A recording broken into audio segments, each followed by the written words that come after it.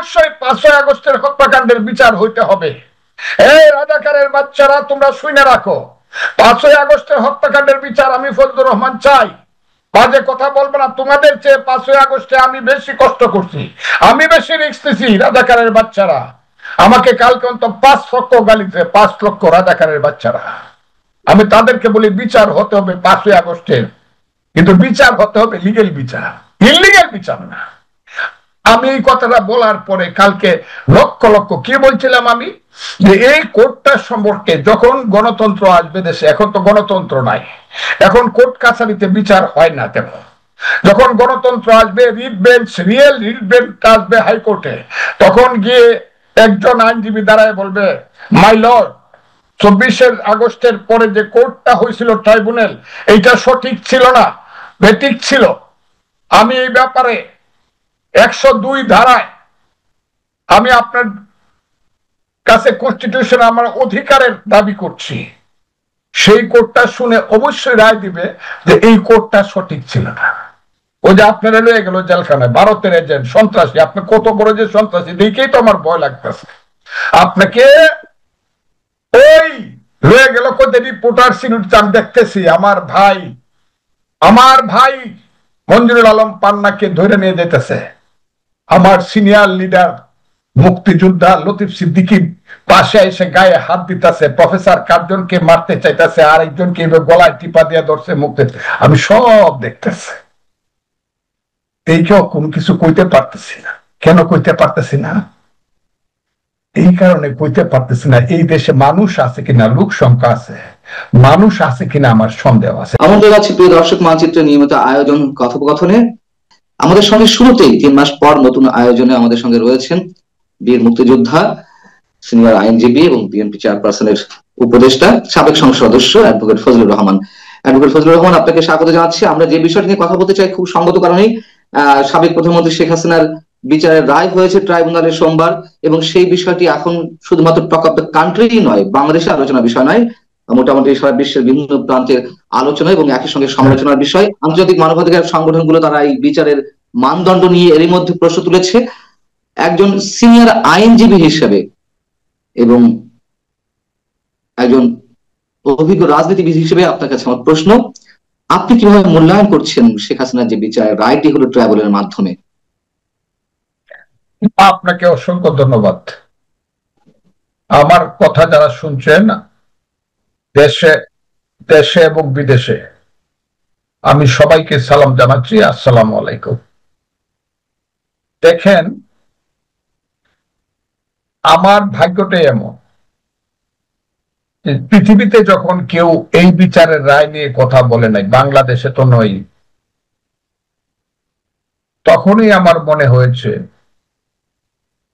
যে একজন মানুষ হিসাবে, এদেশের একজন সিনিয়র নাগরিক হিসাবে, সর্বোপরি একজন মুক্তিযোদ্ধা হিসাবে, একজন সিনিয়র অ্যাডভোকেট হিসাবে, আমি যদি এই রায়টা সম্পর্কে কোনো কথা না বলি, তাহলে আমি বিবেকের কাছে দায়ী থাকব। কারণ আমি জানি এই রায়ের ভবিষ্যৎ কি। ফুটবল খেলার গোল দেখে হাততালি দেওয়া আর রায় শুনে হাততালি দেওয়া তো এক জিনিস নয়। আমার কাছে মনে হয়েছিল গতকালকে এবং প্রতিদিন, এবং যেদিন এই বিচারালয়টা, স্পেশাল ট্রাইব্যুনালটা কনস্টিটিউট হয়, গঠন করা হয়, সেদিনই আমার মনে হয়েছিল এই বিচারালয়ে একমাত্র 71-এর রাজাকার আল বদর আল শামস দালাল, স্বাধীনতা বিরোধী ছাড়া আর কারো বিচার হওয়া উচিত নয়। এটা বন্ধ করে দেওয়া উচিত ছিল এবং এটাকে জাদুঘরে পরিণত করা উচিত ছিল। কারণ এই ট্রাইব্যুনালটা গঠন করা হয়েছিল প্রথমে 1973 সনে এবং পরবর্তী সময় শেখ হাসিনার 8 সনের পরে এই দেশে যারা মুক্তিযুদ্ধের বিরোধিতা করেছিল এবং আইনগতভাবে যাদের বিচার হওয়ার জন্য নিশ্চিতভাবে চুক্তি হয়েছিল, সেই চুক্তি কেউ জানে না যে আমি কি করবো, কে জানে কে জীবিত আছে, আমি তো বুঝি না তো। চুক্তি হয়েছিল, যে চুক্তিতে লেখা ছিল 1971 সনের 16ই ডিসেম্বর নিয়াজি যখন জেনারেল জগজিৎ সিং অরোরার পায়ের নিচে তার রিভলভারটা লেখে দস্তখত করে সারেন্ডারের, সেই সারেন্ডারের দস্তখতে লেখা ছিল, সেই পত্রে লেখা ছিল এই 93,000 পাকিস্তানি হানাদার বাহিনী তো সারেন্ডার করলই, তাদের তো বিচার হবে, তাদের সাথে সাথে বিচার হবে তাদেরকে যারা এদেশে সহযোগিতা করেছে, মুসলিম লীগ, পিডিপি, জামাতে ইসলাম, নেজামে ইসলাম, আল বদর, রাজাকার, আল শামস, এই 7টা নাম, এদেরও বিচার হবে। এটা হলো যুদ্ধের মধ্য দিয়ে প্রতিষ্ঠিত চুক্তির মাধ্যমে এই দেশে যারা 30 লক্ষ মানুষকে হত্যা করতে সহযোগিতা করেছে, 2 লক্ষ মা বোনের ইজ্জত হরণ করতে বা নিজেরা হরণ করেছে বা যারা হরণ করতে হানাদার পাকিস্তানি বাহিনীকে সহায়তা করেছে, এবং যারা আমার দেশের সেই সব বুদ্ধিজীবী কে হত্যা করে আমার দেশকে মস্তিষ্ক শূন্য করেছে, মুনির চৌধুরী, গিয়াসউদ্দিন আহমদ, শহীদুল্লাহ কায়সার, ডক্টর আলিম চৌধুরী, জিসি দেব সহ শত শত বুদ্ধিজীবীদেরকে আলবদররা হত্যা করেছে, তাদের বিচারের জন্য এই কোর্টটা গঠন করা হয়েছিল এবং তাদের বিচার যতটুকু সম্ভব হয়েছে। শেখ হাসিনা করে গিয়েছে, অনেককে মাফ করে দিয়েছে, শেখ হাসিনার বিচারও অর্ধ সমাপ্ত ছিল। এই কোর্টে আবার দেখা গেল 5ই আগস্টের গণ আন্দোলনের যারা বিরোধী শেখ হাসিনা সরকার, তাদের বিচার হচ্ছে। এটা তো হতে পারে না, এটা তো মুক্তিযুদ্ধের অপমান, মুক্তিযোদ্ধাদের অপমান, এটা তো 1000 বছরের মুক্তিযুদ্ধ আমার গৌরব, সেই গৌরবের অপমান। এই কোর্টে তো আন্দোলনে, 5ই আগস্টের আন্দোলনে বলেন আর সংগ্রামে বলেন, পরাজিত শক্তি যারা, তাদের বিচার হতে পারে না। এরা অপরাধী আর মুক্তিযোদ্ধারা, মুক্তিযুদ্ধের যে মহা অপরাধী, এরা তো এক নয়।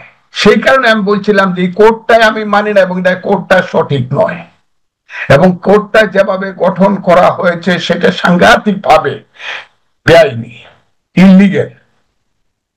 আর এই কোর্টে যারা প্রসিকিউশনে এখন আছে, জনাব তাজুল ইসলাম সহ যারা আছে, তারা সবাই ওই শেখ হাসিনার যে বিচার ছিল, আলবদর, রাজাকার, আল শামস, দালাল, গোলাম আজম, নিজামী, মুজাহিদ, কামরুজ্জামান সহ, কাদের মোল্লা সহ যাদের ফাঁসি হয়েছে, যাদের যাবজ্জীবন কারাদণ্ড হয়েছে, সেই মামলার তারা ছিল ডিফেন্সের লয়ার জনাব তাজুল ইসলাম।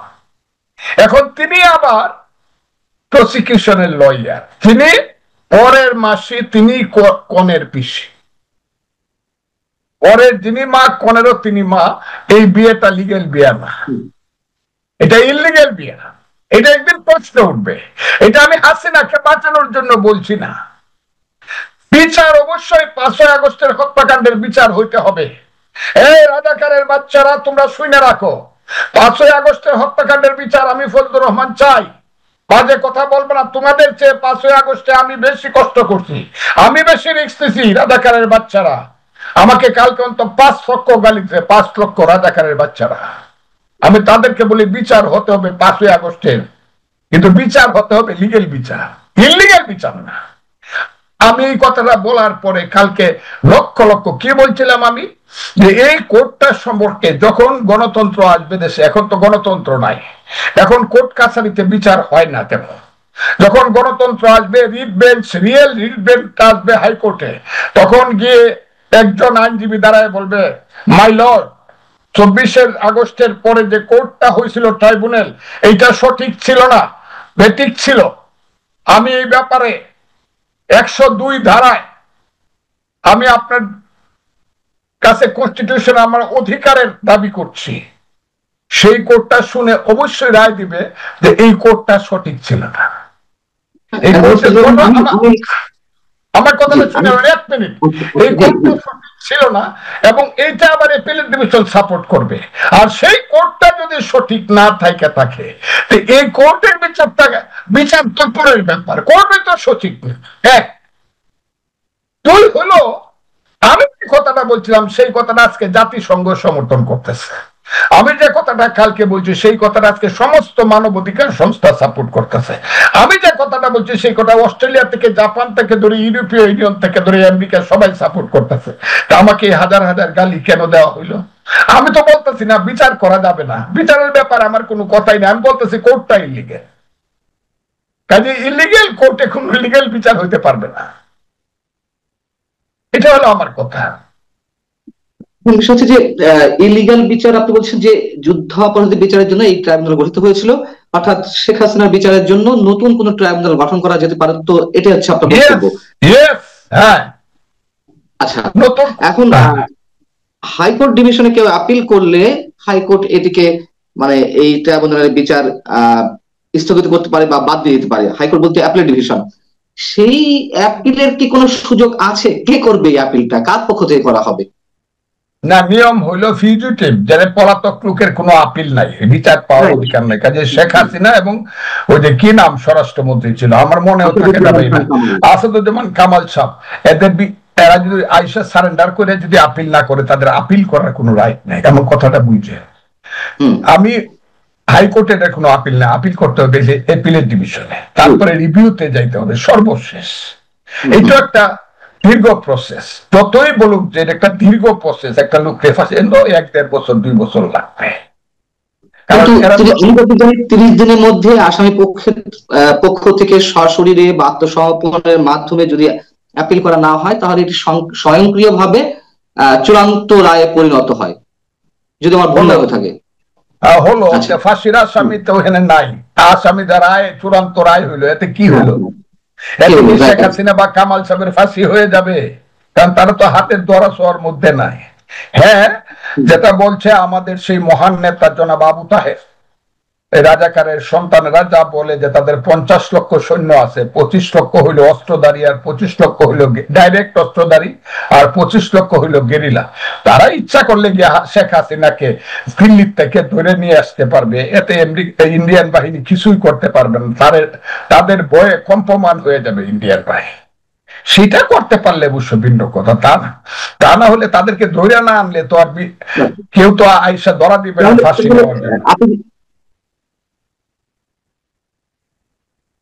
তাহলে আপনি বলতে চাচ্ছেন যে একটি ভবিষ্যতে যে কোনো সময় যদি আওয়ামী লীগের ফেভারে কোনো সময় আসে, সেক্ষেত্রে আপিল করা হলে এই রায় বাতিল হয়ে যেতে পারে, বিষয়টি এরকম না? আওয়ামী লীগ আসতে হবে সেটা এমন না, এইটাও রাজাকারের বাচ্চারা বলে। আমি নাকি বলছি যে হাসিনা আসলে রায় থাকবে না, আমি এই কথা বলি না। আমি বলছি যে কোনো, ইভেন বিএনপি আসলেও পরিবেশটা যদি গণতান্ত্রিক হয়, শেখ হাসিনা এসে যদি ফাঁসির রশ্মি গলায় নিয়েও সারেন্ডার করে, 6 বছর 3 বছর চলে যাক, তাতেও সে কন্ডোনেশন অফ ডিলে পিটিশন করিয়া সে আপিল শুনানি করতে পারবে, কন্ডোনেশন অফ ডিলে। এবং এটা করতে হয়, ফাঁসির আসামি যদি 10 বছর পরেও ধরা পড়ে, তার এটা শুনতে হয় ডিলে কন্ডন করিয়া। এটা আমি প্রতিদিন বলবো না, প্রতি বছরে বছরে ফাঁসির কেস আমি করি, কোনোটা খালাস করি, কোনোটা যাবজ্জীবন করি, কোনোটা বহাল থাকে, এটাই নিয়ম। ফাঁসি ধরেই আরেকবার 10 বছর পরে ধরা পড়লেই ফাঁসি দিয়া দিবে, কত সোজা না তো ব্যাপারটা। এ হলো ব্যাপারটা। আমি সেই ফাঁসির কথায় যাব না, আমি বলছিলাম কোর্টটা সঠিক না। এই কোর্টটা যে সঠিক না এবং বিচারটা সঠিক প্রসিডিউরে হয় নাই, সেটা পরে আসবে, কিন্তু কোর্টটা সঠিক না এটা প্রথমে আসবে। আপনি গেছেন অঙ্ক পরীক্ষা দিতে বা মেট্রিক পরীক্ষা বা এসএসসি পরীক্ষা দিতে, এখন আপনাকে লয়ে গেল ফুটবল ক্লাবের ঘরে ফুটবল খেলা দেখবার জন্য, ওখানে নিয়ে আপনার কাগজ কলম দিল, আপনি লিখে দেন, তো হবে না, আপনি তো পরীক্ষার হলে যেতে হবে, তাহলে তো পরীক্ষা হবে না। এটা তো জিনিসটা এরকম, এটা তো বিচারের তো একটা নিয়ম নীতি আছে। কোর্ট সঠিক না হলে সঠিক বিচার হবে না, এই বিচার যতই হোক এই বিচার কার্যকর হবে না। প্রথমে যদি রিট বেঞ্চে যায়, প্রথমেই কোর্ট ঠিক ছিল কিনা এটা প্রশ্ন উঠবে, আর রিট বেঞ্চ যদি কোনো কারণে বলে দেয় এই কোর্টটা সঠিক ছিল না, তাইলে বিচারে যাই দিয়ে থাকো, ফাঁসিটা সেগুলো সব বাদ হয়ে যাবে। এই কথা যে গরুরা বুঝতে পারে না, এরা ফজলুর রহমান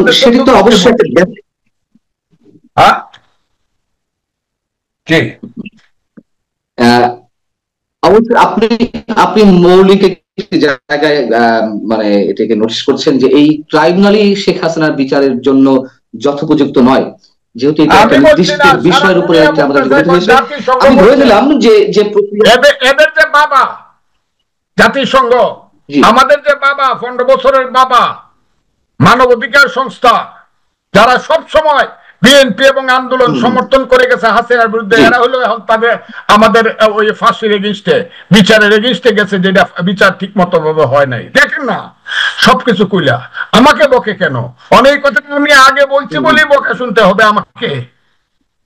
হ্যাঁ, আমার দলের কাছে বিচার দেয়। ফজলুর রহমান তো হাসিনার বিচার না, আমি হাসিনার বিচার চাই না, এটা না। আমার দল যেটা স্টেটমেন্ট করছে ওই স্টেটমেন্টের আমি বিরোধী না, আমি তার পক্ষে। কিন্তু আমি যেটা বলতেছি আইনজীবী হিসাবে এবং মুক্তিযোদ্ধা হিসাবে, এই কোর্টে বিচার করে মুক্তিযুদ্ধের অবমাননা করছে। 2, আইনজীবী হিসাবে আমি বলতেছি এই কোর্টে যে কোর্টটা গঠন করা হয়েছে সঠিকভাবে গঠন করা হয়নি।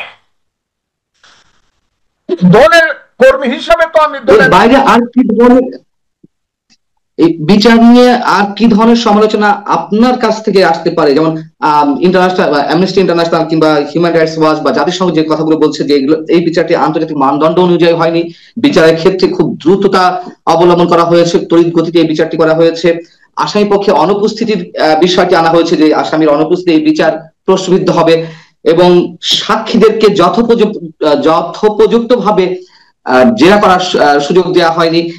এই ধরনের আরো বেশ কিছু পয়েন্ট আউট তারা করেছে। আপনি কি মনে করেন তাদের এই অভিযোগগুলো যথাযথ? আমি এই প্রশ্নের উত্তরটা এই কারণে দিব না, আমি একটা দল করি, কিন্তু এক সময় এই প্রশ্নগুলো আসবে। জাতিসংঘ যখন প্রশ্ন তুলছে, না বুঝে তো তুলেন। জাতিসংঘ তো আর সলিমুদ্দিন না, সে তো আর ডাক্তার শফিকুর রহমান বা আবু তাহের না। জাতিসংঘ তো বুঝে শুনে এই প্রশ্নটা তুলছে, বিচারটা সঠিক হয় নাই। যদি সঠিক না হয়ে থাকে কি করবে তারা? এই কথাটা আমি আগে বলছি বলতেছে ফজলুর রহমান বিএনপি থেকে হাসিনার বিচার চায় না। আরে এত আর কিছু হারামজাদারা আছে, আমি আপনাকে বলি, বেজন্মা বাস্টার্ড, ওই চালা ইউটিউব চালায় আমার ভুল দিয়া, আমার ফলস আইডি দিয়া, এরা যে কি লেখে আমার নামে। আমি তো স্পষ্ট বলতেছি আমার কথাটা, আমি যা বলতেছি জাতিসংঘ তাই বলে, মানবাধিকার সংস্থা তাই বলে, এবং একদিন সারা বাংলাদেশের মানুষ তাই বলবে যে কোর্টটা সঠিক ছিল। এটা হলো আমার কথা। তাহলে এই যে বিচারটি করা হলো, এটি কোনো প্রতিহিংসার জায়গা থেকে নাকি কিছু ত্রুটি নিয়ে বিচারটি হয়তো হয়েছে? এটাই দরকার ছিল শেখ হাসিনার জন্য, খুব দ্রুত দরকার ছিল। যারা আন্দোলন করেছে, গণ অভ্যুত্থানে জড়িত ছিল, সামনের সারিতে ছিলেন, তাদের তাদের যে দাবি পূরণের জন্য দ্রুত গতিতে এই বিচার। আপনি কিভাবে মূল্যায়ন করবেন? আমি প্রতিহিংসা শব্দটা উচ্চারণ করেছি, অনেকে করছেন যে এটি কি প্রতিহিংসা বিচার কিনা, বিভিন্ন জায়গা থেকে প্রশ্ন উত্থাপন করা শুরু হয়েছে। আমি বলবো না, আপনি জজদের ইতিহাসটা খুঁজে দেখেন, যারা জাস্টিস ছিলেন মাইলর্ড, বা এরা তখন স্যার, এরা তো মাইলর্ড না, এটা ট্রাইব্যুনালের তো, তারা তো স্যার। স্যারদের পূর্ব ইতিহাসটা খুঁজে দেখেন, বাপদাদার ইতিহাসটা, এরা কারা কোন থেকে আসছে। আর আমি চ্যালেঞ্জ করে বলতে পারি, প্রসিকিউশন এবং ডিফেন্সে যারা ছিল তাদের 95% পূর্বপুরুষ হইল আল বদর, রাজাকার, আল শামস এবং স্বাধীনতা বিরোধী, এবং এরা সবাই জামাত শিবির করছে। এই যে তাজুল ইসলাম শিবিরের নেতা ছিল, এবং শিবির যেগুলি করে ছাত্রলীগ এবং ছাত্রমৈত্রীর, ছাত্র ইউনিয়নের বা জাসদ ছাত্রলীগের ছেলেদেরকে মারছে, এই তাজুল ইসলাম তার মার্ডার কেসের আসামি ছিল, সে শিবিরের নেতা ছিল, এবং তার সাথে যারা আছে তারা সব শিবিরের কর্মী। আমি তাদেরকে দোষ দেওয়ার জন্য কথাটা বলছি না, এটা হলো সবটা প্রসিকিউশনে এবং ডিফেন্সে ছিল শিবির। দেখেন না ডিফেন্সের যিনি ছিলেন হাসিনার পক্ষে কি হাসা কইছে, আমি খুব কষ্ট পাইছি, হাসা কইতেছে যে তার ফাঁসি হওয়াতে আমি খুব কষ্ট। এগুলো মস্করা করা জাতির সাথে। কাজে এটা কি বিচার না বিচার এটা আমি এখন বলবো না, বললে অবুঝ মানুষ, এই দেশটা অবুঝের দেশ হয়ে গেছে। 66, 67, 68, 69, 70, 71 বাঙালি জাতির যে মেধা শক্তি ছিল, যে দেশপ্রেম ছিল, রাজনীতি সম্পর্কে তার যে চেতনা ছিল, সংস্কৃতি সম্পর্কে তার যে মূল্যবোধের ব্যাপারটা ছিল, তার 100% পিছায় গেছে এই 60 বছর পরে বাঙালি জাতি। আমার খুব দুঃখ হয়, এটা আমার বাঙালি জাতি বলে আমি চিনতে পারি না, আমি চিনতে পারি না। এটা বাংলাদেশ বাঙালি জাতি, যে বাংলাদেশ বাঙালি জাতিকে বলতো what Bengal things today, rest of India things tomorrow. Bangla আজকে যা ভাবে, সমস্ত ভারত এবং পৃথিবী তার একদিন পরে তা ভাবে। কিন্তু এখন বাংলায় এমন অবুঝ হয়ে গেছে, শুধু টাকা চাই, পয়সা চাই, সম্পদ চাই, লুট চাই, হত্যা চাই, খুন চাই, নারী দর্শন চাই, এ হয়ে গেছে। এবং এই দেশটা এখন অপরিচিত একটা দেশ ইউনূস সাহেবের আমলে। এই দেশে কোনো নেতৃত্ব নাই, এই দেশে কোনো ধরনের জীবনের নিশ্চয়তা নাই।